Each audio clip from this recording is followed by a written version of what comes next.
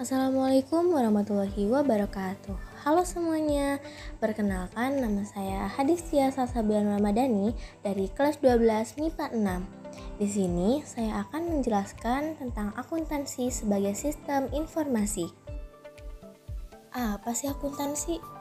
Nah, jadi akuntansi adalah ilmu yang mampu menghasilkan informasi keuangan melalui suatu proses pengidentifikasian, pengukuran, dan pelaporan informasi ekonomi untuk memungkinkan adanya penilaian dan keputusan yang jelas. Nah, selanjutnya yaitu ada manfaat akuntansi. Yang pertama yaitu memberikan informasi keuangan, yang kedua menjadi alat kontrol keuangan, yang ketiga sebagai bahan evaluasi keuangan, yang keempat sebagai informan kepada pihak eksternal, dan yang terakhir yaitu meningkatkan pengetahuan dan dasar pengalokasian sumber daya. Pemakai informasi akuntansi. Nah, diantaranya yaitu ada internal dan eksternal. Yang internal yaitu pihak pertama atau dalam yang menggunakan data atau laporan akuntansi untuk pembuatan keputusan secara nyata dan langsung. Contohnya yaitu manajer dan CEO. Kemudian pada eksternal atau pihak kedua atau luar yang berhak mengetahui data kondisi perusahaan melalui laporan akuntansi. Contohnya pemilik, investor, kreditor, pemasok, dan pelanggan. Karakteristik kualitas informasi akuntansi. Yang pertama yaitu relevan, merupakan suatu informasi yang harus dihubungkan dengan maksud penggunaannya. Yang kedua dapat dimengerti. Yang ketiga yaitu daya uji. Untuk dapat meningkatkan manfaatnya, informasi harus dapat diuji kebenarannya oleh para pengukur yang independen. Kemudian yang keempat yaitu netral. Netral di sini yaitu diarahkan pada kebutuhan umum pemakai dan tidak tergantung pada pihak tertentu. Yang kelima tepat waktu. Yang keenam yaitu daya banding, lebih berguna bila dapat dibandingkan dengan informan keuangan pada periode sebelumnya. Kemudian yang terakhir yaitu lengkap, dapat dikatakan lengkap bila dapat memenuhi keenam tujuan tersebut. Nah, selanjutnya yaitu prinsip dasar akuntansi. Yang pertama yaitu basis aktual. Basis aktual merupakan pencatatan transaksi yang dicatat pada saat terjadinya peristiwa ekonomi. Yang kedua yaitu kelangsungan usaha.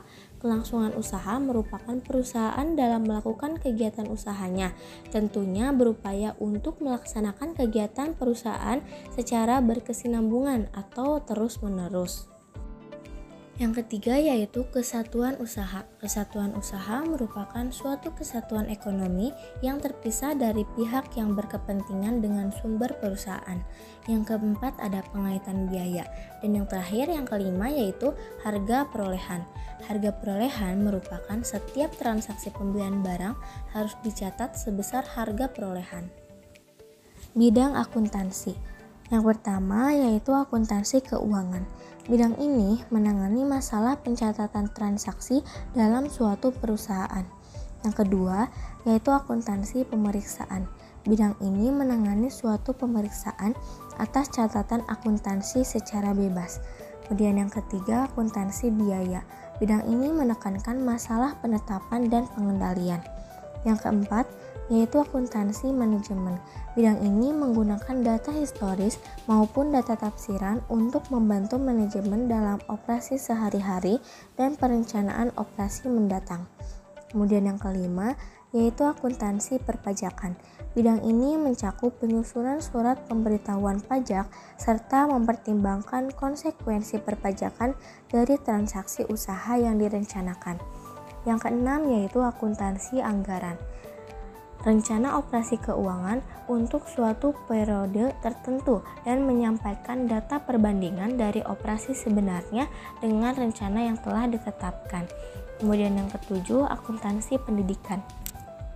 Bidang ini yaitu bidang spesialisasi akuntansi yang bergerak dalam penyebaran pendidikan akuntansi pada masyarakat. Yang kedelapan yaitu akuntansi pemerintahan. Bidang ini berhubungan dengan pencatatan dan pelaporan transaksi ekonomi di lembaga pemerintahan. Dan yang terakhir yang kesembilan yaitu akuntansi sosial, merupakan berhubungan dengan pencatatan dan laporan tentang perubahan sosial akibat kemajuan teknologi, ekonomi, dan budaya. Profesi akuntan. Yang pertama yaitu akuntan internal. yaitu akuntan yang bekerja pada suatu perusahaan sebagai karyawan yang menjalankan fungsi akuntansi pada perusahaan tempatnya bekerja. Yang kedua yaitu akuntansi publik, merupakan akuntan yang bekerja secara independen guna menjalankan fungsi audit terhadap kewajaran laporan keuangan. Yang ketiga yaitu akuntan pemerintah, merupakan akuntan yang bekerja di departemen tertentu sebagai pegawai pemerintah untuk menjalankan fungsi akuntansi demi kepentingan pengawasan dan pemeriksa keuangan negara. Yang keempat yaitu akuntan pendidik, merupakan akuntan yang tugasnya mengajarkan dan mengembangkan disiplin ilmu akuntansi pada masyarakat melalui jalur pendidikan. Nah, selanjutnya yang terakhir yaitu etika profesi akuntan. Yang pertama yaitu tanggung jawab profesi, yang kedua kepentingan publik, yang ketiga integritas, keempat objektivitas, kelima kompeten dan kehati-hatian profesional, yang keenam kerahasiaan, yang ketujuh perilaku profesional, dan yang terakhir yaitu standar teknis. Cukup sekian yang dapat saya sampaikan. Mohon maaf apabila ada kekurangan dan semoga bermanfaat. Wassalamualaikum warahmatullahi wabarakatuh.